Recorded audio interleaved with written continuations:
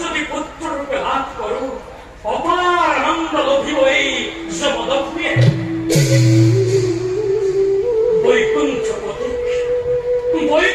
পথিক পুত্ররূপে পাবর বাবে প্রবল হাবিয়া এই জমদগ্নে চিত্রকুদ্ধে পূর্ণ হই যদি মোর মনস্কান সঁচাই ধন্য হব মোর তাপক জীবন।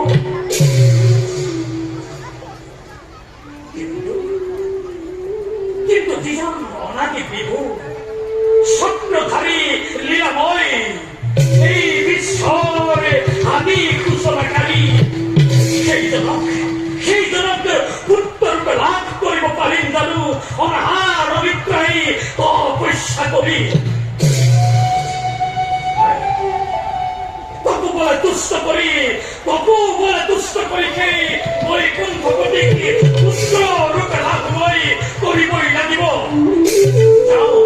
যাও মই মহা অরণ্যে হরিকে সন্তুষ্ট করিবার বাবে